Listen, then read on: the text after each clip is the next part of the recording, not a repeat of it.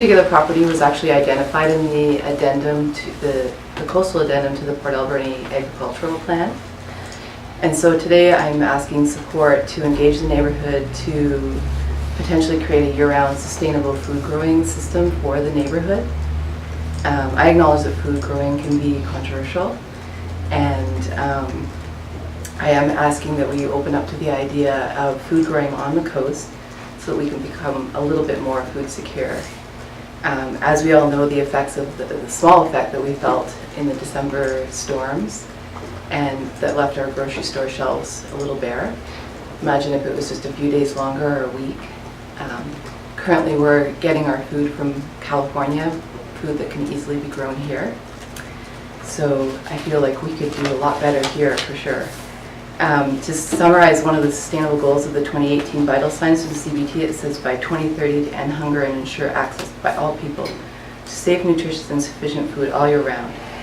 Food on the coast costs 12% higher than most communities on Vancouver Island. There was an increase of 12% in food bank clients between 2015 and 2017. So as a 5-year pilot project, we hope to create a successful model to replicate in other coastal areas. However, if it does deem unsuccessful, that we can dismantle it and return the park to its original state.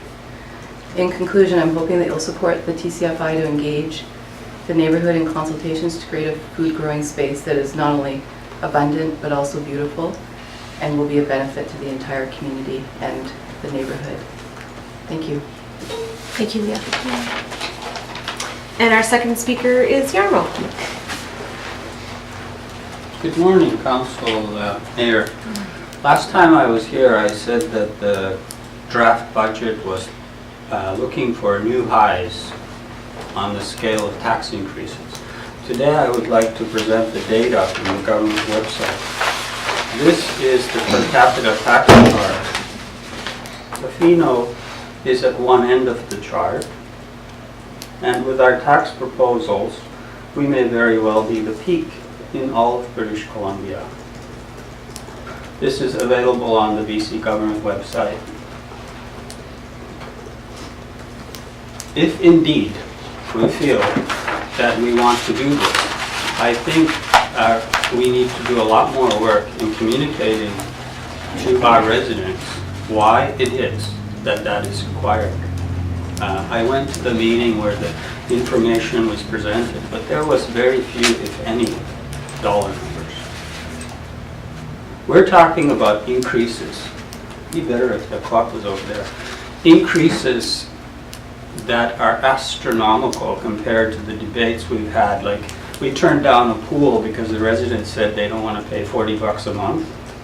One of the reasons. Now we're proposing to get residents, or let's say property owners, to pay between $1,500 to, according to my research, up to $6,000 annually in additional taxes.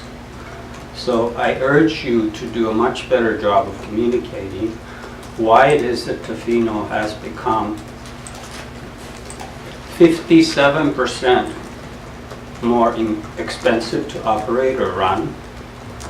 If we want things that we want to be built, such as a gym, then I don't know if the population is along with that. In that case, the gym is a want. The parking is a need. There's no argument about that matter. There are many other issues behind this, but I urge you to communicate clearly and factually why it is that we want to become the second most expensive, or maybe the most expensive municipal tax district in all of British Columbia. Thank you. Okay, and next we have the mayor's report. And I had two things that I wanted to touch on. They're both press releases that came out today that involve Tofino. The first is that Tourism Tofino has released today their economic impact of tourism in Tofino study. So this is a study that they commissioned and was completed in the last month or so. You can download it on the Tourism Tofino website, but just a couple super quick highlights. They've done a really great job of looking at a much more accurate estimate of the amount of visitation and the value of the tourism economy in Tofino. So in 2018, we hosted 600,000 visitors, spending an estimated $295 million, and generating 2,670 jobs, which is 1,720 FTEs, which is really interesting when you think about the fact that Census Canada says we have 1,932 residents here, which is $60 million in wages. And so the report goes a lot more into it. And for those of you who are familiar with the RMI report that came out a couple of years ago, it gives a much more detailed view of just Tofino's contribution to taxes, to senior levels of government, and the value of tourism in the economy. So have a read. And then the second press release that came out today is the official launch of the Coastal Community Social Procurement Initiative. So this is, Tofino is one of 9 inaugural governments that's involved with launching the Social Procurement Initiative across Vancouver Island. And there's a website to visit that we get access to the back end because we're a member of this. And yeah, looking forward to seeing what happens with that. And then we're going to have our delegations, and we have 2 today. So our first, I'm looking right at him, is Bryan O'Malley. Welcome, Bryan. You have up to 10 minutes to talk to us, and we have the timers, so it should help, but I can give you a little warning if you need. Perfect. When you're about a minute up, and welcome. Thank you for being here. Thank you very much, Councillor. Mayor. Good morning. My name is Bryan, and I am one of the owners of Tofino Brewing Company. And I'm here today seeking Council's recommendation to proceed with our proposed text amendment application. So to start, Tofino Brewing Company has been in business for almost 8 years. And in late 2017, we moved to our current location on Industrial Way. Quickly, in this location, we began struggling with the capacity limitations presented in the current accessory lounge definition in the zoning bylaw. So, sorry about the view. I don't know how to change this view right now. I can't do it on my own computer. oh, that's all It good. shows it. Yeah. Sorry. No, that's no problem. So speaking with you today, our goal is to ultimately have the ability to realize the full potential of our space in a way that aligns with the district's goals for Industrial Way, as well as the greater community. So to give you a little history on the current definition that we're seeking to amend, I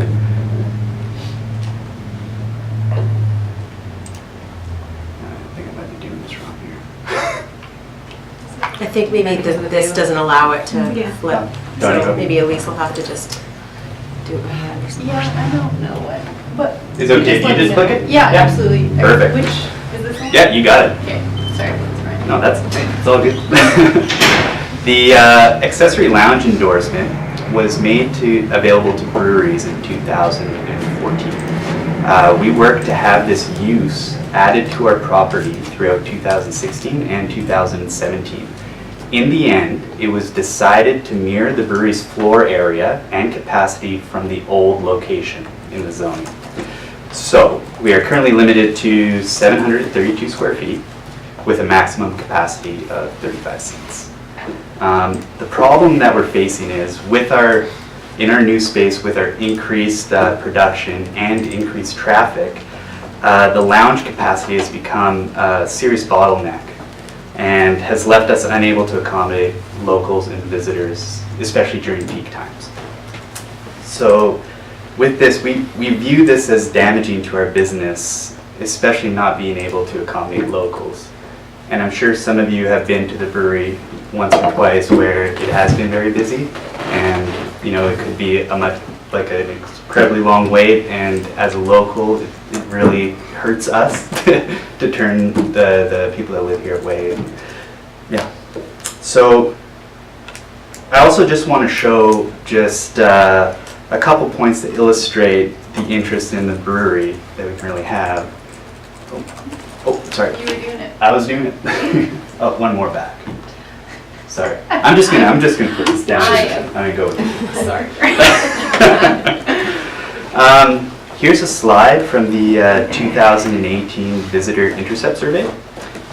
It was pretty amazing to us to see that almost a third of the participants in this survey planned on visiting the brewery at some point in their stay in Tofino.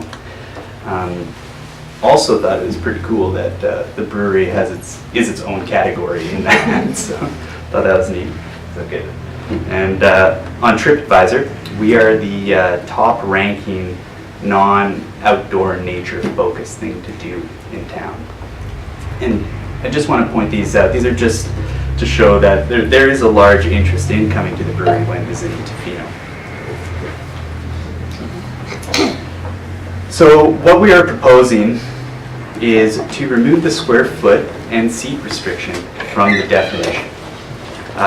Therefore, our seating capacity would be instead be based on fire code, parking availability, washrooms.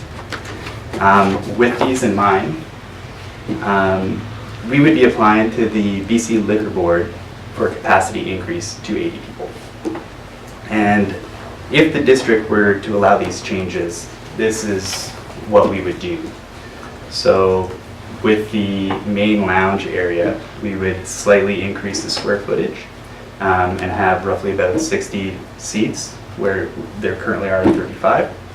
And then we would like to open the upstairs mezzanine to accommodate as an overflow or special events, or someone can, rent it out sort of thing.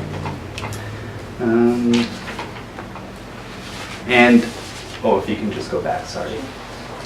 And it's also just really important to note that by increasing the lounge floor area, we are not reducing the manufacturing area. We're just simply using unused space. So the manufacturing area stays the exact same. We aren't taking away from that. All right. And this amendment would help in many ways. It would promote a diversified year-round locally owned economy, create a couple more full-time year-round jobs with the ability to receive health benefits, educational opportunities, and housing. And lastly, it's again important to note that this amendment, it wouldn't change our primary focus of our business, which is manufacturing. It would just simply provide us the ability to reach our business potential within our space. Thank you very much for taking the time to listen to me today. And if you have any questions, I'll do my best to answer them for you. Thank you very much, Bryan. Anyone have questions? I have a question for Yeah. council. Just curious about the original decision between making the 35, if the ones that were before have any backstory to keeping it the way, like bringing it, the 35 people. I think that's a great question that when we get the text amendment application that comes forward, we could discuss it then. Okay. Yeah. Councillor Bert? Yeah, I just want clarification. Thanks, Bryan. You said the district goals for Industrial Way. What are you referring to? Well, the district goals were based on the, going up and seeing the I guess the presentation that the district put together for obtaining or going through the OCP, or the new OCP. We feel like that what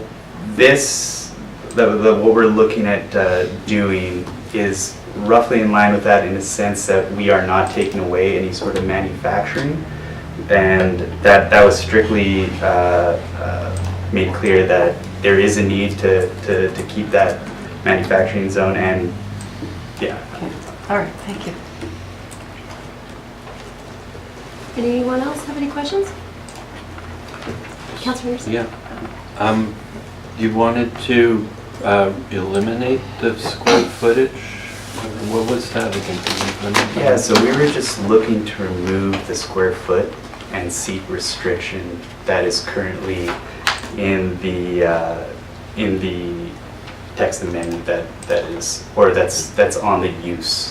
Do you mean remove altogether or replace it with a larger square footprint? We were looking to just remove it, but we would be open. Anyone else? Okay. Well, thank you very much. I just want to say there's no question that you created a really successful business. That's a really valuable part of our business fabric here, and I look forward to your application, and we'll have our staff's input and everything, and we'll go forward from there. So thank you, Great. Brian. Thank you Thanks for very coming much. to talk to us about it. Yeah, thank you. Okay. Our next delegation is Ava Hansen and Steve Bernard from the Tofino Museum. Hello, Steve. Okay.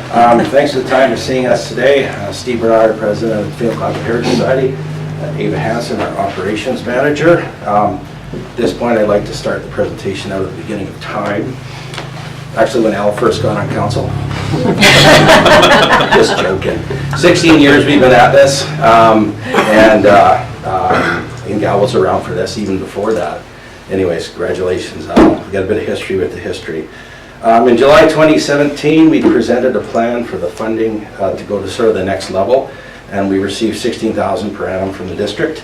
And it's 2019, we're back, and we're seeking to go ask for continued funding, multi-year, with an increase of $9,000 from 16 to 25. I think that we're going to this next level too. It's not just about staffing, it's about product output, and we increase our products and services. I also think that the question is a community museum warrant some level of district support?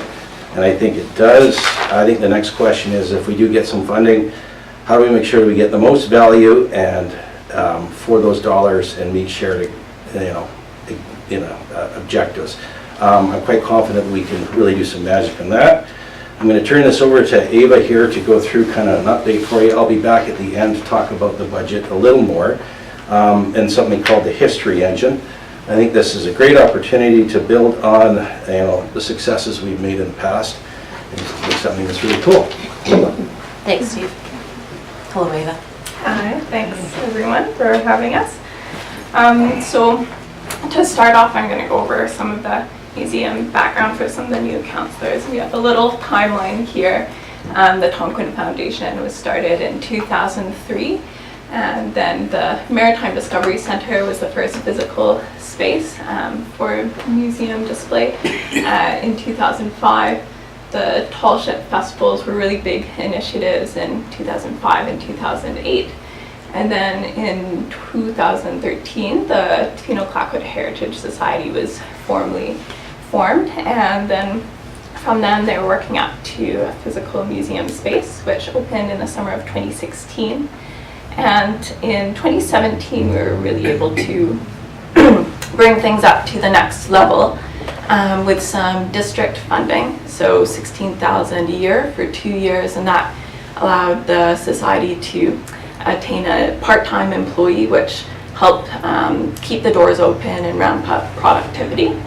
And then in 2018, we became a member of the BC Museums Association, and we've increased collaboration with other heritage societies and museums around the island. And now we're in 2019 and reaching a new level again, where we're expanding hours, we're increasing displays, and we are providing more services to the community. Yeah, for sure. Okay. No, it's the... So the structure of the governance for the museum is that we're a registered charity and society, so we have a governing board of directors, and currently there's 9 very active directors, and there's 1 full-time staff member now, me, so I went from part-time to full-time this year. And in the summer we anticipate having 1 to 2 employees, as we've had the past 3 years, and then we have 3 to 7 volunteers throughout the year. It fluctuates a little bit. So this is an excerpt from our charter, and I'll just read the first bit there that really focuses on our key goals. The purpose of the society is to establish and operate a museum and archives facility to maintain, display, preserve, and protect historically significant artifacts and archival materials of the Tofino-Clayoquot area. undertake activities ancillary and incidental to the above mentioned charitable purposes. So we have really focused goals and we're sticking to them really well. Our stakeholders are visitors and locals, and business community, District of Tofino, First Nations, primarily Tla-o-qui-aht, as we're operating in Tla-o-qui-aht territory, and the larger heritage community, so that includes Pacific Rim Art Society, Quileute Historical Society, and other organizations on the island. A quick recap of what we were able to do in 2018, in large part due to district funding, is we created a lot of quality new displays in a short period of time and really filled up the museum walls, so that's lots of information and great pictures in there now. We had a visiting exhibition from the Maritime Museum of BC in Victoria, and that was the Princess Sophia, as many of you got to see. We have increased representation of Nachalneth heritage, which is an ongoing goal as it's a really vast project. We're always working on our Tofino Through Time exhibition, which shows the development of downtown Tofino. And we piloted some walking tours, which were a really great success, and we want to continue that into this year. In the fall, to focus on some more community history and local oriented products, we invited local families to produce a family history display, and there was one up for the fall on the Sloman family. And then we achieved a lot of the goals that we established in 2017, which were increased display development, increased archival development, working with museums and other organizations, and creating economic benefits for employment. So in 2018, we had good visitation, 2,636 visitors. And revenue from visitation and walking tours, that was near 8,000, and that's 18% of our gross revenues. And the goal is to increase visitation in 2019, and we're on track for that, which I'll talk a bit more about in a minute. For 2019, what we've been up to date is we've been working on a project to have an exterior display panel on the Legion beside the door to increase visibility and educate people a little bit more about what the museum does, something when the museum is closed. We have purchased and installed a collections management software, which is really going to improve the way that we keep track of our collections or archival material, and et cetera, and eventually will make all this information more accessible to the public. We've updated and finalized our collections policy, and we have a visiting exhibition on World War I history from Victoria Royal BC Museum. And we have a guest curated exhibit on some of the Vargas pioneers who went to serve in World War I, and those are both on until May. We have had visitation and donation increases already, so a really strong start for 2019 with our highest visitation count for January and February. 22% of these visitors have been local, and we've got a pretty good revenue already for January and February from donations. So our goals for 2019 are to continue working with the Arts, Culture and Heritage Working Group strategic plan and implementation, working with District of Tofino and DOT on history projects, including historical signage around town, as we've talked about that a little bit in the past. We are increasing our applications and eligibility for federal grants programs, so we're going to access that. We've been deepening a visitor and local understanding of place, continuing to improve regional partnerships, working with First Nations in 2019 is a big focus, as it is always, and this is the year of International Indigenous Languages, so that's language is a big focus for the table there. Increasing operating hours into spring and fall, so whereas the last 2 years we've been open 2 days a week at this time of year, now we're open 4, and we have increased operating hours into this, development of walking tours is a big priority, and we're hoping to have a walking tour on the Monks Point property. So opening that up to the public a little bit more and talking about the varied history there and increasing oral history interviews. And next slide, I think I'll pass on to Steve. Okay. So the level 2 after level 1, a little bit more up there for you. So looking for a gross operating budget of $75,000. We'd appreciate multi-year funding. You can't get in the federal grant program without having a full-time employee for a year. So the way to ratchet this thing up, as we've been doing for the last 16 years, is just incremental. A multi-year agreement helps with funding stability, and then you use that to access the larger grant program. So to get into big leagues, we need a full-time employee, but that's matched with increased outputs. The cost share is 25,000 DOT, 25,000 business and individuals. I can raise that. We're making more money from the door, so I put 10,000 in for visitation. I think that's exciting. I think walking tours is a really neat thing. And I put $15,000 down for grants. So that's sort of the whole thing. Go to the next slide, please. I think the budget's realistic. I think we can make that. And this is like our level 2, and I can go for some time. And then level 3, I don't know, 2, 3, 4 years down the road, we can talk about that. Now, the history engine idea is that, we can professionally develop outside displays, museum-grade quality stuff with local history.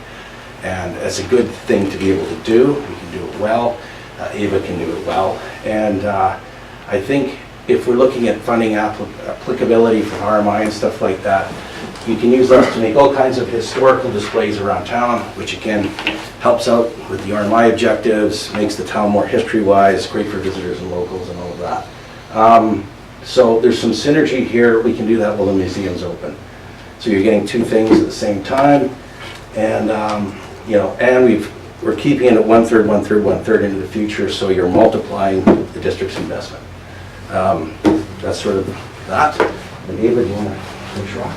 Eva has 23 seconds left, but So is council, does anybody object if we're going over a minute or two? Okay, all right. I'm just going to talk about some of our upcoming events. I'll go to the next slide.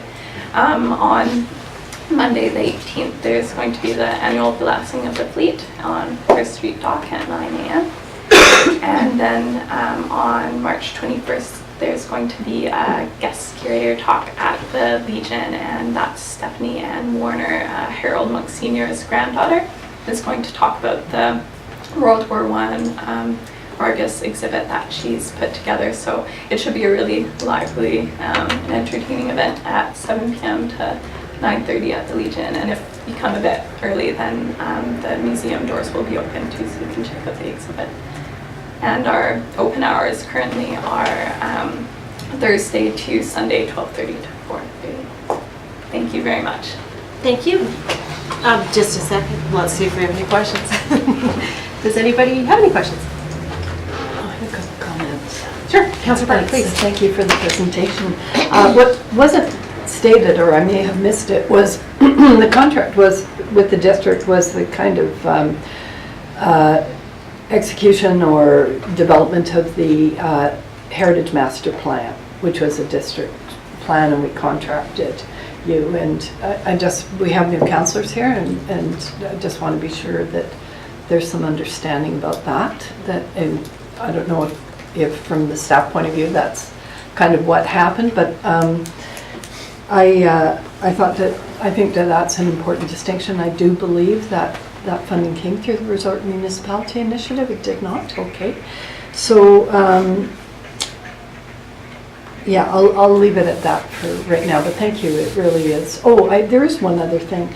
You're talking about these outside displays and so forth, and I passed that section. There's a big garbage container that sits actually halfway into the alley that I just think is such a disservice to that public face of the Heritage Museum. Have you spoken at all with the landlords to see if there's a solution to that issue? It's something that we need to chat about Songbird with, so that's, on our mind. Yeah, like especially if the municipality puts money in and that's the face of, the Heritage Museum, it's a pity to have it, kind of have such an obstacle there and that particular obstacle as well, just mentioning. Okay, well, thank you. Thank you. Just maybe for clarity, April can explain the $16,000 was not from RMI in the last 2 years, correct? Yeah, it And was two years of consecutive funding at $16,000 annually, and it was from, I want to say it was 2013 surplus, correct me if I'm wrong there on the year, but from previous year's surplus. Right, and just for clarity, I don't know that it was a contract for delivery on the ACH, or was it more just for museum operations? There is an agreement, but it was more for museum operations. It wasn't specific to items in the Heritage Master Plan. Okay, my Yeah. Just wanted to misunderstanding. make We sure do we all cover off understand. quite a bit of the Yes. Heritage Master Plan, and thanks for Dorothy for arranging that funding, I think, supporting us on that. It was a council decision. Council. So at least she was helping us out there. No, so we do are mindful of the Heritage Master Plan. Yeah, thank you. Great. Any other questions from anyone? All right, thanks for taking the time to come and give us the update. I really appreciate it. All right. So can I ask a procedural question then?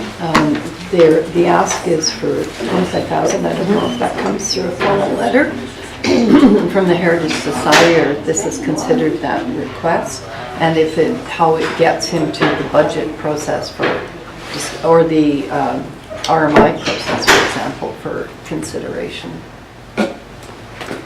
So I think we have had the request in the form of the delegation. If we require for a formal letter, I'm sure they would be happy to provide one. But my recommendation was that it would be that it's referred to the budget process. So do we need a motion then to that effect? Sure. Okay, I move that the request for $25,000 in funding to the Tofino-Clayoquot Heritage Society be referred to the budget process. Thank you. Awesome. Thanks. Moved and seconded. Any discussion on the motion? I'm just wondering if the request was for future years as Multi-year well. funding, yeah, that's part of the referral to And process. this is sort of arriving in the budget process when we're significantly through it. So I'm just wondering how we can make sure that it gets into the budget process earlier on in future years. Thanks. April. So the Resort Municipality Initiative Fund program funding has not made its way into the budget process because we didn't have the funding amount from the province yet. So I think that through that discussion, it will make its way into the budget process. Thanks. Great. Any other discussion on the motion? Okay, all in favor? Thank you. None opposed? Motion is carried. All right, so next, correspondence. We've got 3 letters, each of which requires some form of action. The first is from Chief Moses Martin from the Tla-o-qui-aht First Nation, requesting a letter of support for an application to the federal government's Target 1 Nature Fund Challenge. And just a couple of background comments. The letter didn't provide a ton of detail, but I can tell you that the application is in concert with a House It and Nature United, so it's kind of a 3-party application that's going forward to the federal government and would seek the funding that would help protect 120,000 acres in Clayoquot Sound, so that's about 40% of Clayoquot Sound. So I'll make a motion to support the request. Second. Okay, so moved and seconded then that council provide a letter of support to the Tla-o-qui-aht First Nations for their application to the Target 1 Nature Fund Challenge? Yeah, okay. Any question or comment on the motion? All right, all in favor? Thank you. None opposed? Motion carried. All right, the second was a interesting letter from the District of Highlands. Okay, so this is a letter from the District of Highlands regarding the Municipal Survivor Climate Challenge, challenging our council to join other local governments in BC and individually apply or calculate our ecological footprint and then do so again in a year. I did it. I calculated my ecological footprint. It took about 2 minutes to do. It was not too intensive. So I'm in, but what do you guys think? I did the calculator. Councilor McMaster? I did it. You did or didn't do it? I did do it. Okay. Well, should we accept their challenge or? Sure. Yeah. Councilor McMaster. Well, I'm looking at you. I'm happy to coordinate it if you want. I think it's a pretty low time resource thing, but it's an interesting thing and it's fun, so it's nice to support them. All right, Yeah. Councilor Bert? thank you. I'll make a motion that we accept the challenge, and I might speak to it if I have a second. Sure. Is there a second? Second. All right, moved and seconded. Well, Please go yeah. ahead. So, you know, there's not many things that have come forward that engage at this level, and especially in the subject of climate. I'm not going to use change anymore. There's a new language for climate chaos, I think is the language I got today on. Anyway, in the face of climate chaos, I think it's good to have clarity and understanding about, you know, just personal impacts and also perhaps municipal impacts. So really pleased to see this come forward. Highland's always very innovative, and this is fun Thank you. as well as serious. Yeah. Anybody else comment? All right. I'll call the question on the motion. All in favor? None opposed? Motion carries. Thank you. Revealing There you go. numbers. All right. Okay. Oh no, we're only supposed to submit an average, so happy to coordinate that. I will be in touch. Okay. Our third and final piece of correspondence today is the letter from the Tofino Community Food Initiative that Leah Austin spoke to this morning, asking for council's support for the TCFI to engage the neighborhood around Bert Demeria Park about its interest and support in the urban farm agriculture initiative. So maybe some comments first, anybody, or questions? Councilor Sean, question? question? Yeah, we just need council consent, so. Okay. Yeah, if we want to hear from Leah, so if you have a question about that, do you want to ask your question? Well, I'm just curious if it's the whole park or portions, or if there's. I think room that's up for So negotiation. that's okay. Yeah, Because I do yeah. know a lot of children play there. And Yeah, it's a yeah. great community. And I think so- I think that's an important question to ask in Okay. a community engagement exercise, Okay. for sure. Yeah, Councillor Anderson? I'm just wondering what would council support mean? Would it mean staff resources and sort of getting the neighbor together and creating information and so on? Right, good question. So to my mind, there's two things here. First of all, I think that it's just, does council endorse the support of exploring this idea and in supporting the TCFI to do some engagement? But the second part about staff is a question I also had, because this is a piece of land that is owned by the district. And I think it's important that if our staff is able to be a resource or help in some way, that it kind of lends that credibility and authenticity to it as well, and just make sure that the engagement is done in a way that's, you know, information is collected and that the district will find it as useful as TCFI would. So maybe I'll just ask Bob if you have any comments. Sure. I think that if there is to be an engagement, we should be involved in some way. Haven't explored with staff what that would look like, but Right. yeah, we should of course have a role in what this looks like, you know, from a safety and duty of care perspective, and then from a neighborhood acceptability perspective. So, Yeah. yeah, but the earlier we're involved, sort of the better chance we have of hitting those marks. Yeah, thank you. Does that help, Councilor Anderson? Yeah, I did hear from one neighbor who did not like the idea, just on the letter, and I'm not sure if they read the letter because it's to explore the idea. Right. Is the request. So, but I'm just wondering, well, just a little bit of background. I sat on the committee that helped see the addendum to the Tla-o-qui-aht agricultural plan, and this property came up because there was interest before in this property, but I'm not sure if there was any sort of inventory of other district lands that might be available or useful as farmlands as well. So, and I don't recall that there was any particular process that led to identifying this property other than it just came up at that meeting. So if staff is going to sort of explore the idea, I would like to see some sort of comparison maybe with other district lands that might be suitable. I don't know if there are or not. And if this is the most suitable place, then it should be explored specifically, but I just don't see a lot of process that went into identifying this as the spot, unless there was something I forget about or missed. Okay, good, Okay. thanks, good feedback. Councillor Bert? Yeah, thanks again historically for council members, but also just a comment.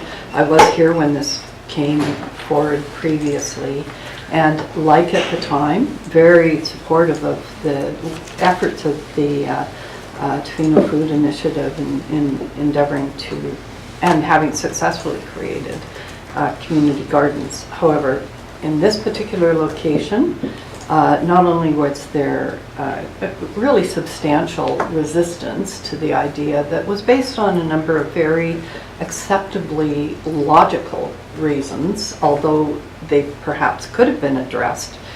The fact that they haven't been, and that engagement at the community level hasn't happened prior to coming to council for support is troubling to me, because in the interim, we did endeavor to work with the community to create a community plan and vision for that particular parcel, which really also engaged the neighborhood very much. And I did ask our Aaron Rogers at a previous meeting, what's happened with that plan? We're off budgeting for this $12 million or whatever rec center, and we had an engagement in which certain things were kind of in motion, and then we walked away from it, it seems. And I'm not really satisfied with that outcome. I'd rather know that that file is either going ahead or that it is closed, and then that the food initiative comes to us with support from the community saying, we want this to happen, please release this land for that purpose. So as Councillor Anderson said, you know, my understanding of the initiative around the agriculture initiative was to identify land that would be available for this purpose. We should have a broader kind of assessment in that way, and then whether this particular piece of property is in the mix or not remains to be seen. But I'm sorry I can't support the request at this time. I think there's too many threads that are dangling. Okay, thank you. So just for clarification, am I hearing that you're not opposed to the idea of a community food pilot project, just not at this location at this time, and that you still want to hear back from staff about what the Bert Demeria Park plans are and where they're at? Okay, thank you. That's great, helping me think about motions. Anyone else? I think we need to engage with the community. I remember the fuss over the raspberry patch, as they called it at that time. I think there were a lot of expectations from the neighbourhood as to what that property should be used for. I don't have a problem with talking to the community, explaining to them what the plans are, if they've changed, if they're going to go ahead or if they're toast. And maybe there's interest, but I would hate for the neighbourhood to think this is almost a foregone conclusion. Okay, thank you. Councillor Chalmers? I agree, I like food initiative idea, but having more communication coming to us already from the neighborhood before we can start time into it, or looking at other ideas, I can agree with. Okay, thank you. Anything to add? Yeah, if it's district-owned land, my intuition is that the food initiative bringing us information from the community is great, but I think that it has to be met at some point with measurable metrics from the district that we collect. I feel as though if it's our parcel and we want to engage in a meaningful way, that relying just on community feedback that comes not from a district collection point, it doesn't feel quite right to me. So I definitely, I'm in support of food initiatives and food security and everything that Leah was speaking to, but I'd just like to see a more measured approach on information collection before we move forward in any meaningful way. Okay, thank you. So my suggestion then would be to go part way and refer the letter to staff and ask the staff to report back to us on the previous plans for Bert Demeria Park, and then just stop there, and then wait, see, get that, and then think about it. And I don't hear anybody saying no to the idea of a community food pilot project. Questions about the location, let's get an update about the location first and make sure that we're not sending the wrong message to the community, and then go from there. Sound okay? All right, so would somebody like to move Motion to refer to staff. And request an update on Bert Demeria Park? Okay. Request an update on Demeria. Thank you. Thank you. Any other questions, comments? All right, all in favor? Thank you. Motion carried. Okay. Thank you. Thanks, Leah, for being here. All right, so now reports to council. And our first one is the USS scholarship funding. So we had a 4-year agreement with the Equal Secondary School in the last council term, and the suggestion has been to essentially renew that agreement. But it did come up in conversation with our councillor who is absent today, the idea of actually raising the money of the amount of funding that we provide to the school. And so I will make a suggestion in addition to the conversations that Councillor Steer and I had prior to this, that council might want to consider increasing it to 3 students at an amount of $2,250 rather than $1,500. But I'd love to hear feedback on that. Or if you have a thought. 3 students at 2,500? Total. Total. So Okay, right now what we yeah. do is we give $1,500 a year to the school, and they make it so that the way the scholarship program works is, bursary program works is, they do all the assessments on need and they select the students, and then every year at graduation they tell us who received it. And typically what they do is they give $750 bursaries / scholarships to 2 students. So what I'm suggesting is, does council have an appetite to increase the amount of support to provide to high school students in a way that would allow them to extend that to 3 students, or are you happy with the way it is now? Well, I'll chime in, I guess.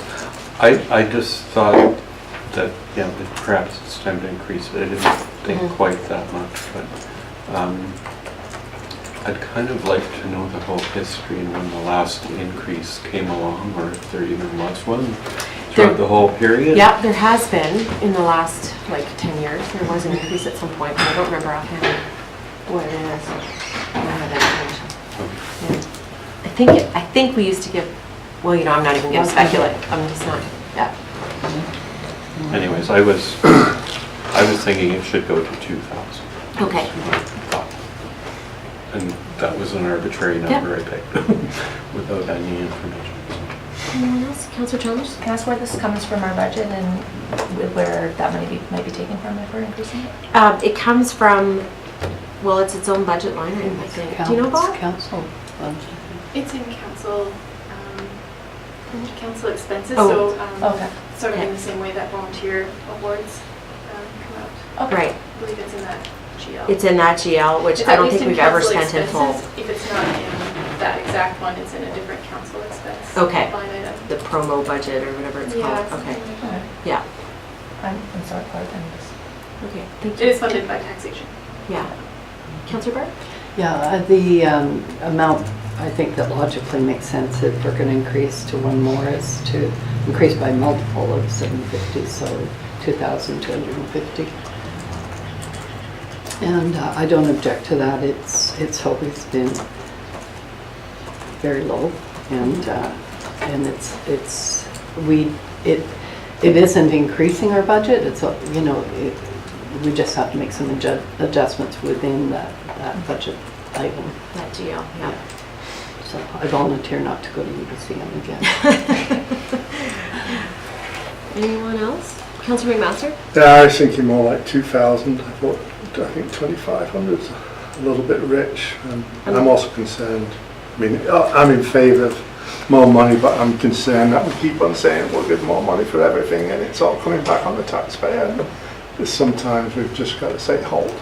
Okay, so just to be clear, it's not 2,500 that's on the table, it was 2,250. Yeah, well, I'm saying 2,000. Okay, and then the other thing I just want to be clear on is that if this comes from within the council promo budget, which to the best of my knowledge we have never spent in full, I understand that decreases the surplus, but it wouldn't result in an increase in taxation. Well, I would argue if we've never spent our promo budget in full, the budget is too high and we should be cutting that back. Then you can make that comment later when we have our budget discussion. Okay, so I'm hearing support for 2,000. I like the 2,200. It makes sense to do the 3 to 750, so I'm supportive of the 2,250. Okay. Then would somebody like to make a motion? And it would, the motion would, if you want to make a motion, it would be in the form that you have here, but just change the number in there. Councillor McQuaid? I would be more interested in raising it to 2,000 and keeping it at 2 people and not making it 2.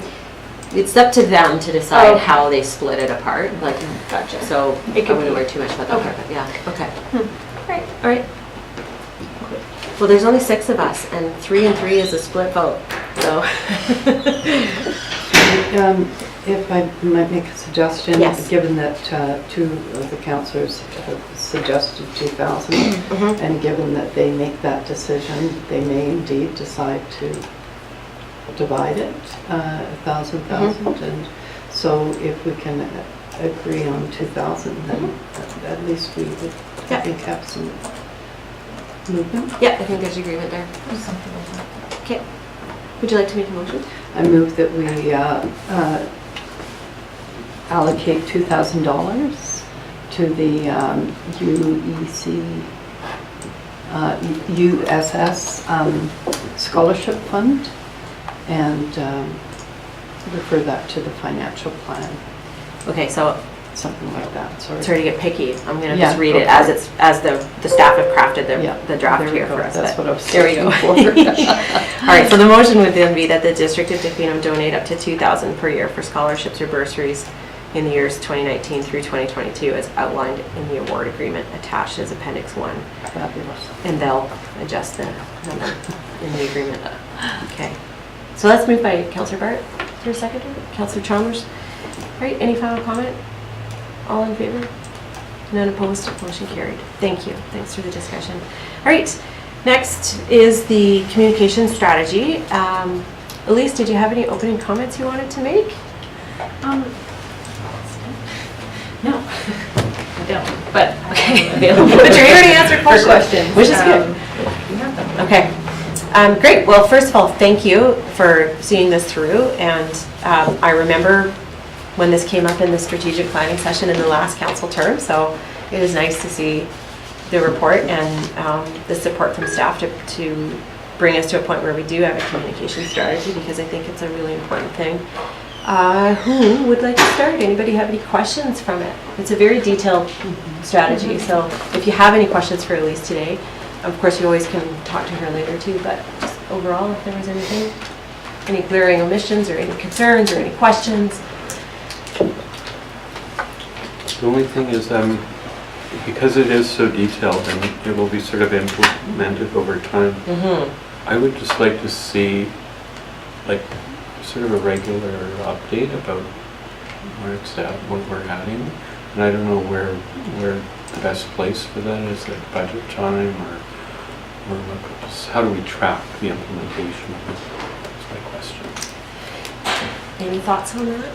I know with some of the changes in the back end, there'll be more metrics that can be reported out, and that's the kind of thing that we'll be able to look at. I mean, if council would like to request a report to come with the next year's budget cycle, that's appropriate too. The way that we'll be tracking implementation is, well, we'll have to create a work plan. There sort of is a work plan within the strategy that sort of outlines low-hanging fruit and then moves up from there. So we're going to sort of implement as necessary or as we can, as staff resources allow.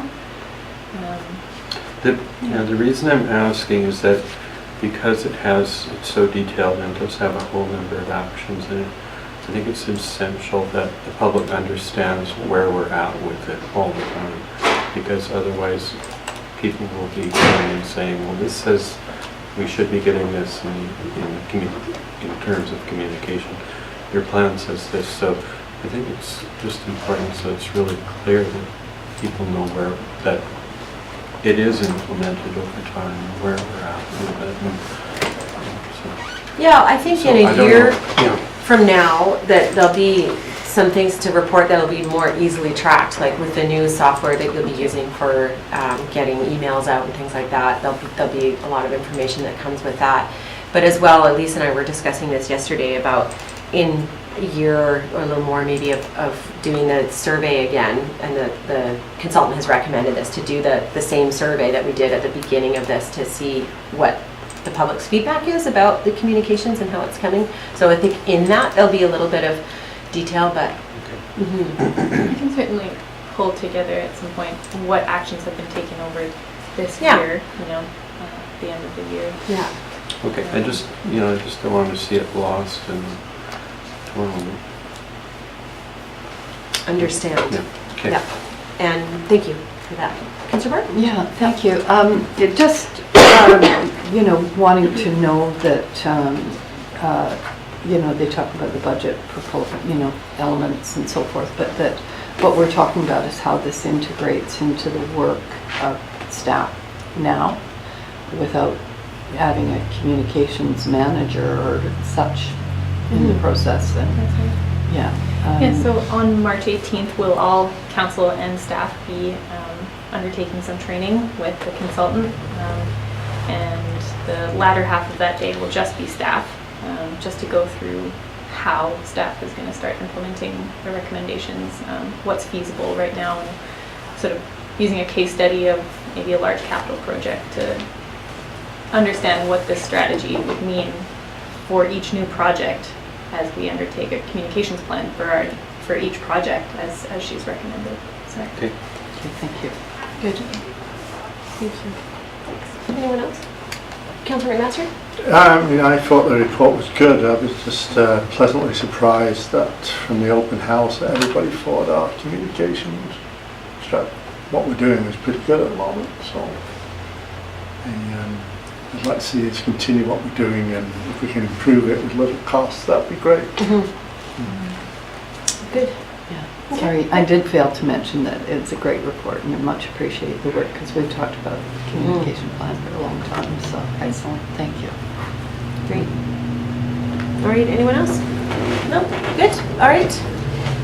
All right, if someone wants to just move that we receive it for information. Thanks. Second. Moved and seconded. Any final thought, comment, question? All in favor? Thank you, none opposed. Motion carried.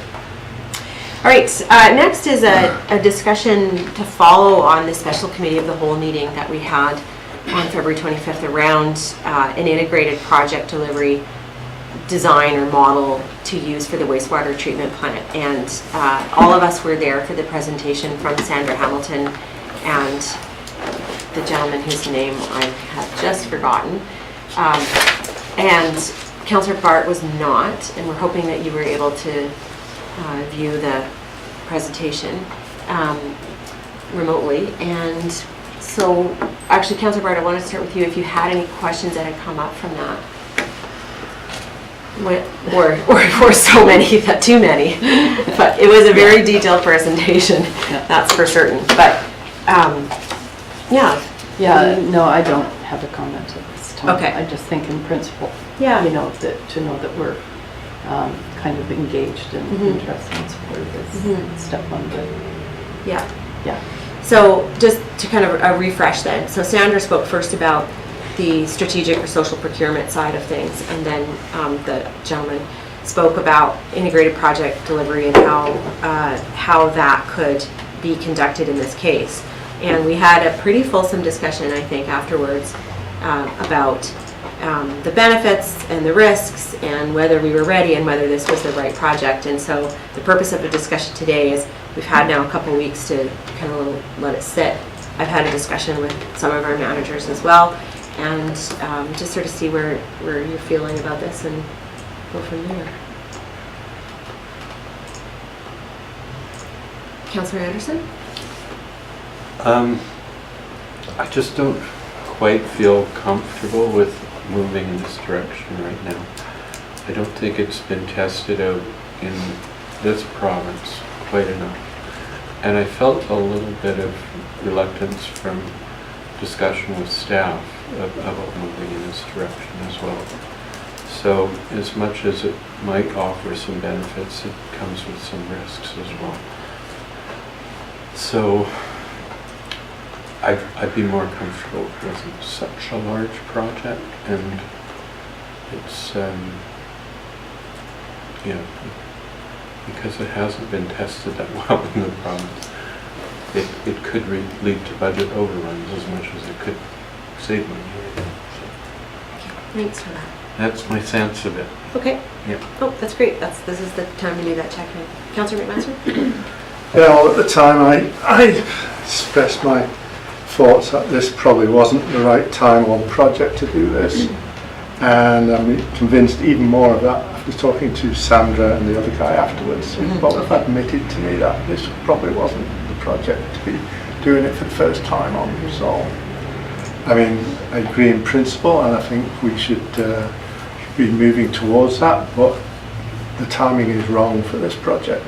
If we'd been thinking about this a year or so ago, before we'd even started down this road, that's fine, but I think, maybe it's the next project, or we should start moving in that direction, but I don't think we should hamper this project with it. Councillor Chalmers? Is that correct? And you spoke to Sandra after, and she changed her, because she was quite supportive of it during the presentation. Well, yeah, you're And not then- going to present something and say that now, But then she's changed her, I'm asking, you talked to her afterwards? and- Yeah. Interesting. I was quite supportive of it, and was kind of curious to see more of the negatives and the risks like you mentioned last time, but it wasn't really delved into, so I was curious to hear more about. I mean, it is a big project, so it's also something I don't have a lot of expertise with, so talking to people that know that. Councillor Bert? Oh, Or yeah, Councillor White? Sure. Yeah. I've thought about those two presentations quite a bit over the last little while, and every part of me thinks that this is the way to do things, and that it espouses, I think, a lot of the values we have as this particular council, as Tofetians, as Canadians, as people from British Columbia. The idea that it hasn't been tried and tested doesn't bother me. I kept coming back to Councillor McMaster's idea that, maybe not such a big project, and I kept thinking, like, if not a big project, then when? Because, no risk, no reward. But in the end, hearing the feedback from staff and seeing the point at which we would be beginning this process, it just feels incongruent. It just doesn't feel like it's the right time. Had we started this process earlier, I think that this would have been an incredible kind of project to do something like this with. But so far along into the process, I felt that their hesitation was palpable. Like, oh, as I understand it, it should be fine.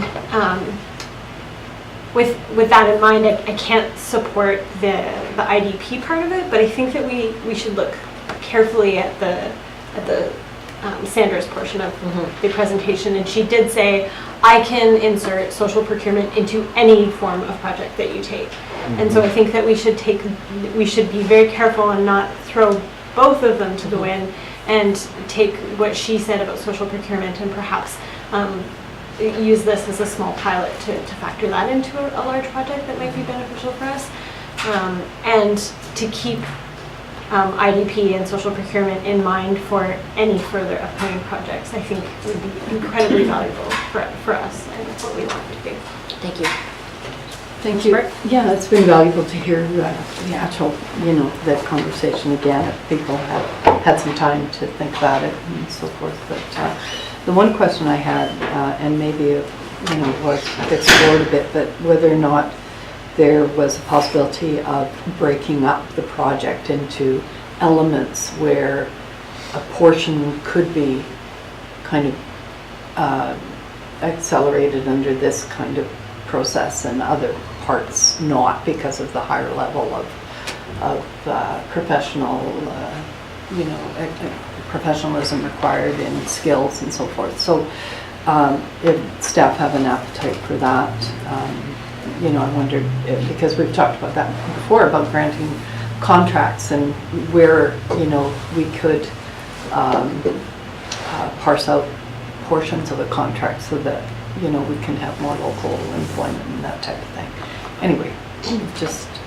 So partially an answer to that. I think what Councillor McBride said is exactly correct in that Sandra asserted over and over that there's still ways of incorporating social procurement into any part of the project, a subset of the project. Or with respect to whether there's a portion of the project that we could undertake IPD with, I think the only thing that isn't designed yet is the composting end of things. And I don't know if that question really even could be answered right now, because there's so many unknowns about how that might incorporate or integrate with the ACRDs, and that a whole other local government might be involved in some of that procurement. So I don't think it's off the table, but I'm going to start to guess that as a project like that, the biosolids composting portion gets smaller. It's a much smaller portion of the whole thing, that it just might not be worth it to do it right now that way. But I don't know, does anyone have a... I mean, yeah, the compost facility, as Mayor Osborne explained, is not designed, and we're working with ACRD to scope out whether it's strictly biosolids or biosolids and food waste, and if they're in separate streams or commingled streams. So as that picture becomes clearer, and working with ACRD, yeah, it may be possible to have that component as an IPD. And yeah, everything else is pretty far along. As council is aware, we got a grant for the wastewater treatment plant and conveyance design, and our extended time on that runs out at the end of March, so we're quite far along with even preparing tendering documents right now. So if we did want to do this, we'd be taking a bit of a step backwards. Yeah, just share the view that there are probably other ways that we could do some strategic procurement with this project that don't involve us going so far backward in work that we've already done. So, but we can keep an eye on the composting. I kind of like the idea. I like that it's smaller, and we can use it as a sort of a learning opportunity or pilot project.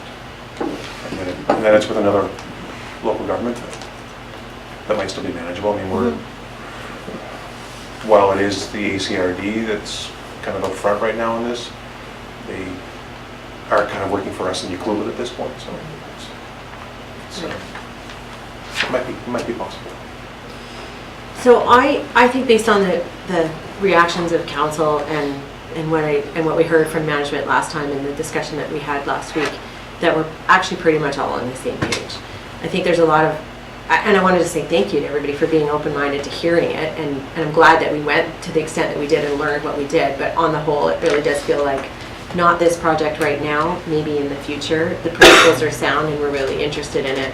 We want to pursue strategic procurement or social procurement as much as we possibly can without going through the IPD option. Does anybody disagree?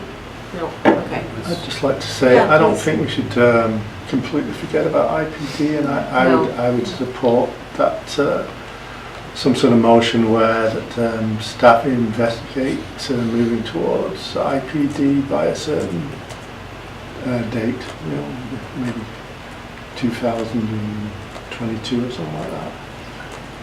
So it gives time as projects come in, we can start thinking along that line rather than having a project and be into it and say, oh, well, we should do IPD on this, and the management says no, it's too late now. Right. So I think if we just, I think it'll be forgotten about if we don't keep it on the conveyor belt for the future. Any reaction or feedback? No argument. Okay. Well then go ahead. Okay, I'll make a motion that staff consider projects for IPD to be implemented by the year 2022. Okay. Thank you. Is there a second yet? Thank you. Just wondering sort of how staff reads that motion to consider. they consider it and, Well, some projects probably won't suit IPD. yeah, that's, So, yeah. right off the bat, you know. So I think it's then, if a project comes up, it's up to staff to demonstrate why they are rejecting IPD for Right. that project. Thank you. Councillor Chalmers, and then we'll come to Councillor McLean. I'm just wondering if we need to wait to 2022 instead of just for future projects, IPD be considered.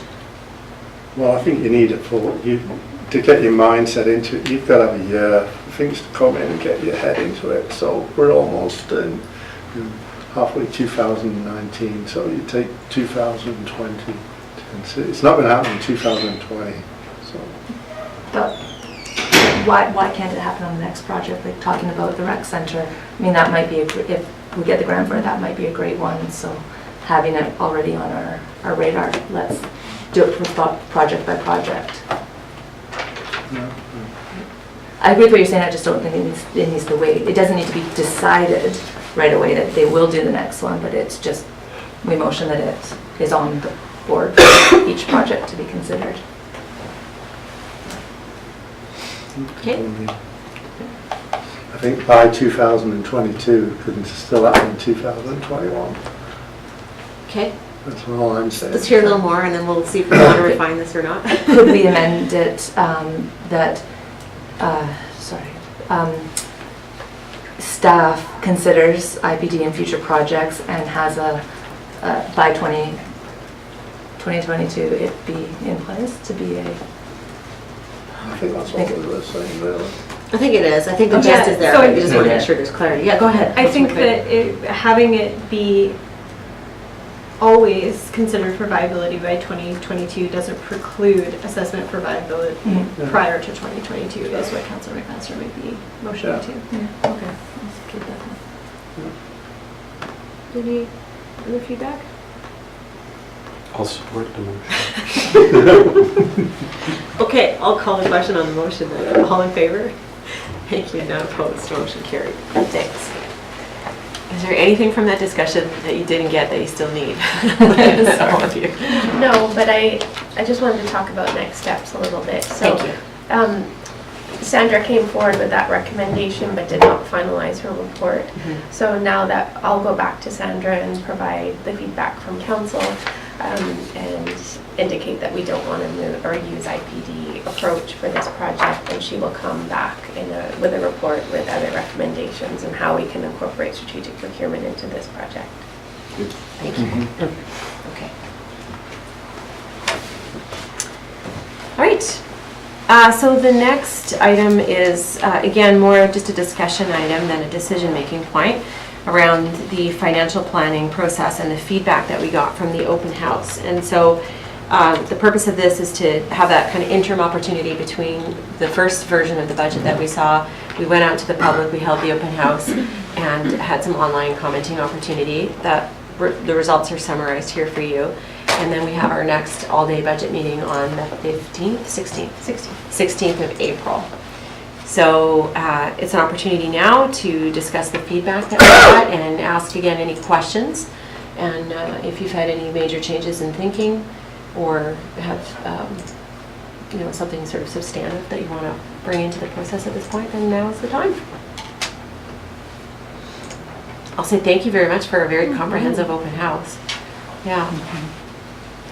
Yeah, I've had some discussions with several people in the community since the open house, and a lot of people appreciated the format this year. It was actually less information than we normally present because we didn't go so far as to include operational items that just have to be part of the budget every year.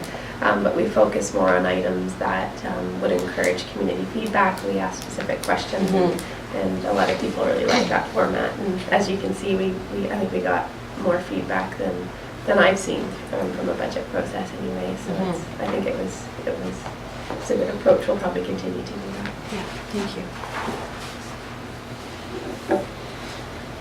Councillor Bart? Yeah, great. I was impressed with the presentation overall. There's a number of things that pointed out, and I mean, bit to digest, but the one thing was about this rec center. And the fact that the community still says we want a swimming pool, and you know, I'm just I made a note, you know, and we are coming up with the strategic planning, and the question I had was, you know, when do we revisit our decisions? You know, when do we take another look? You know, and you know, I do agree that covered space is really important. But when we had this presentation, we first had a certain thing proposed to us, and I think that maybe we have an uncovered alternative options, especially maybe in regards to the school, and then putting our resources in other areas. At Bert Demeria Park came up, you know, it's not done, you know. So anyway, there were just aspects of that that troubled me, and then, you know, I could go into other detail. I don't want to kind of overstate my concerns here. So, but that was the one thing that just really jumped out at me. Okay. Yeah, in terms of feedback. Yeah. Thanks for that. Anyone else?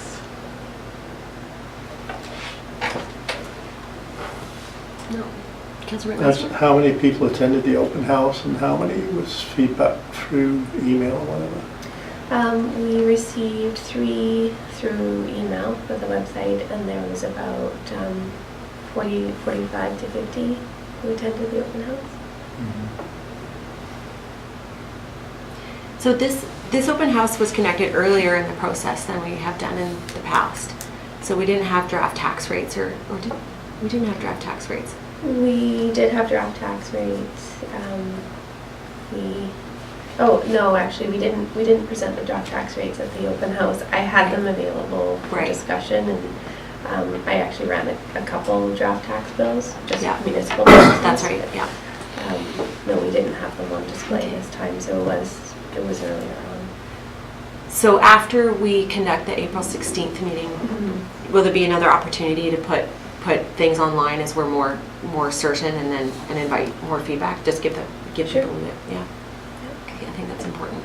Yeah, my concern is, you know, 45 people is great, but you know, the decisions we're making affect the community at large, and we've got to get the message out as to whatever we're doing. Yeah. No, fair enough, and this is some of the best response we've ever had in the budget process. I mean, I have to say, in the last 6 years, I've always been surprised at the low turnout, and that might be partly how we're doing it, but through the email and the website and the open house, I invite comment from people if there's a better way of doing it, but it was great to see the turnout that we had this time, and if we are able to do something online at the very least after the next budget meeting, then that's a second opportunity, which is something that we haven't always done in past years, just to make sure that people are aware and know. Yeah, I'm just concerned that it's easy to pick up a negative comment and say, well, the community wants this or doesn't want that, but when there's only 45 to 50 people, that's not really the community. Well, I hope it's not the community. No, and we were elected to serve in this position and do our job on this too, so I think, you can't go door to door to every resident or taxpayer who lives or doesn't live here. And if we have to up our game, then we should up our game, but I think we're doing not a bad job, especially compared to maybe the way things were done previously. Any other things that jumped out at anybody, or? Yeah. No, I thought all the things that were mentioned were all things we've discussed at some time last year. So They are. I did really appreciate the way the open house was done, and the way people were able to give feedback on things. Like, we talk at this table during budget meetings about which road is going to be paved before another road, but to actually have the opportunity, even if it is only 45 or 50 people, but to have them look at that and give us the feedback that'll help us adjust if we need, and as always, think about things that we haven't thought about. So, which is. And I think that just the whole list of wants is always bigger, I think, than what we can really accomplish in any 5-year budget cycle. So we know that the community has asked for a pool, for instance, and again and again, but it's been looked at and circled back on a couple of times. It's been determined that it seems to be a bit out of reach, so Okay. so yeah, it's sad we can't have everything. All right, we'll move on then. Okay. All right. So Committee of the Whole meeting minutes from March 4th for receipt. Move receipt. Thank you. Second. Moved and seconded. Any errors, omissions, comments? All in favor? Thank you. None opposed. Motion carried. The Tofino Rec Commission minutes from February 20th. Move receipt. Second. Moved and seconded. Any questions or anything that came from that? All right. All in favor? Thank you. Motion carried. And the Community Economic Development Advisory Committee, there is, the minutes are not ready, but they're, well, actually, hang on, the minutes are here. So we should receive the minutes, and then we will deal with the recommendation that came from it. Move receipt with the minutes. Thank you. Moved and seconded. Any comments? All right. All in favor?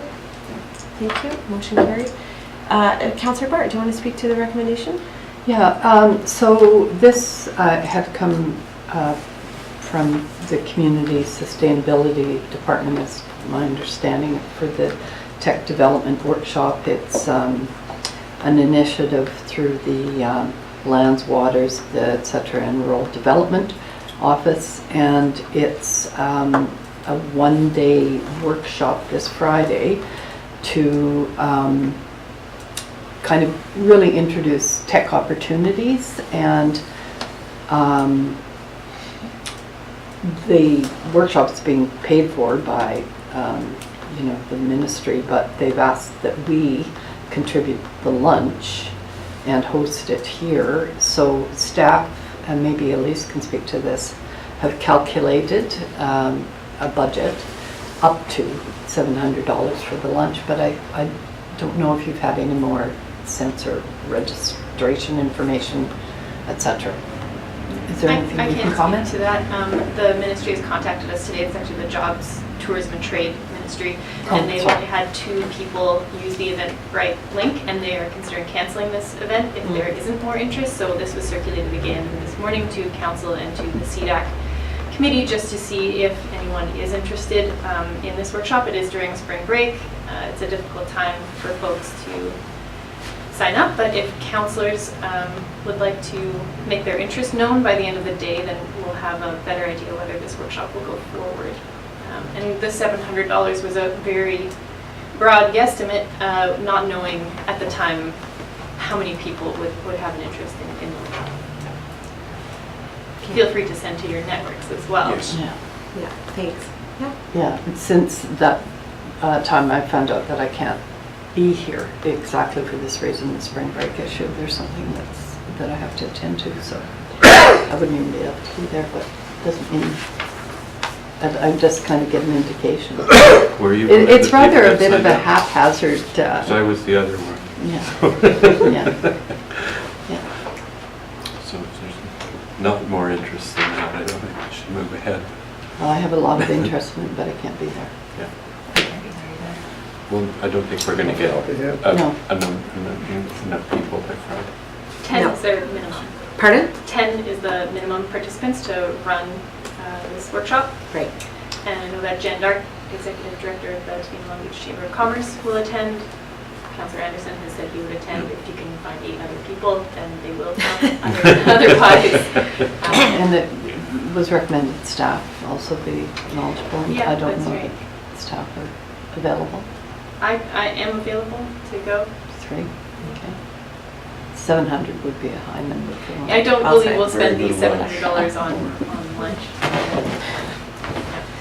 Well, I mean, if you want to be, just to be sure to pass a resolution that supports lunch in case it isn't canceled, because they do get 10 people, but I think 700 is a bit rich.